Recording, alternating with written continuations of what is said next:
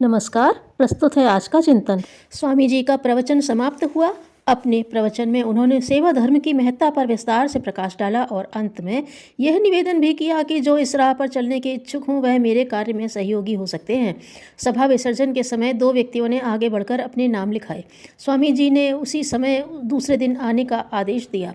सभा का विसर्जन हो गया। लोग इधर उधर बिखर गए। दूसरा दिन सड़क के किनारे खड़ी थी एक महिला। पास में रखा था घास का भारी ढेर। प्रतीक्षा थी किसी राहगीर की आए और उठवा दे उसका बोझा।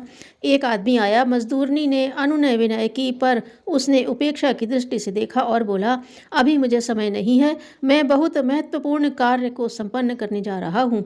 इतना कह आगे बढ़ गया। थोड़ी ही दूर पर एक बैलगाड़ी दलदल में फंसी खड़ी थी।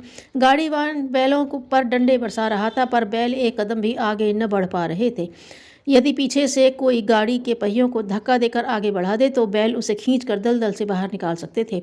गाड़ीवान ने कहा, भैया आज तो मैं मुसीबत में फंस गया हूँ, थोड़ी सहायता करो मेरी।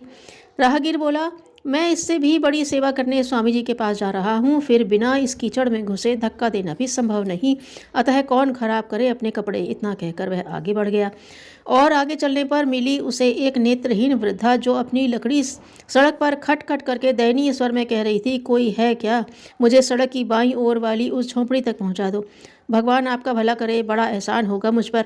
वह व्यक्ति कुड़कुड़ाया, क्षमा करो माँ, क्यों मेरा सगुन बिगाड़ती हो, तुम शायद नहीं जानती मैं बड़ा आदमी बनने जा रहा हूँ, मुझे जल्दी पहुँचना है। इस पर सबको दुत्कार कर वह स्वामी जी के पास पहुँचा। स्वामी जी उपासना के लिए बैठने ही वाले थे। उसके आ जाने पर वह रुक गए। उन्होंने पूछा, क्या तुम वही व्यक्ति हो जिसने कल की सभा में निवेदन पर समाज सेवा का व्रत लिया था और महान बनने की इच्छा व्यक्त की थी? जी हाँ। बड़ी अच्छी बात है, आप समय पर आ गए। जरा देर बैठिए, मुझे एक अन्य व्यक्ति की भी प्रतीक्षा है। तुम्हारे साथ एक और नाम भी लिखा गया है। जिस व्यक्ति को समय का मूल्य नहीं मालूम, वह अपने जीवन में क्या कर सकता है, उस व्यक्ति ने हंसते हुए कहा। स्वामी जी उसके व्यंग को समझ गए, फिर भी वह थोड़ी देर और प्रतीक्षा करना चाहते थे।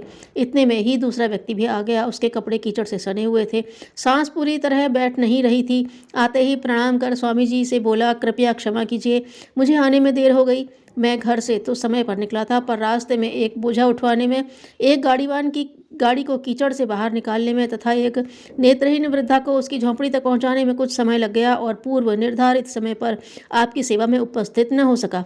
स्वामी जी ने मुस्कुराते हुए प्रथम आगंतुक से कहा, तुम दोनों की राह एक ही थी, पर तुम्हें सेवा के जो अवसर मिले उनकी अवहेलना कर यहाँ चले आए। तुम अपना निर्णय स्वयं ही कर लो। तुम सेवा कार्यों में मुझे सहयोग प्रदान कर सकोगे क्या? जिस व्यक्ति ने सेवा के अवसरों को खो दिया हो, वह भला क्या उत्तर देता? शूरवीर निर्जल बादलों की तरह गर्जा नहीं करते। सच्चाई ही तुम्हें बुराइयों से रोक सकती है। हर कार्य के लिए समय होता है और समय के लिए कार्य होता है। घमंड के लिए सत्य का सहारा लेना सत्य का अपमान है। हम क्या करते हैं इसका महत्व कम है, किंतु उसे हम किस भाव से करते हैं इसका अधिक महत्व है। ज्ञान में किया गया निवेश हमेशा अच्छा लाभांश देता है। धन्यवाद।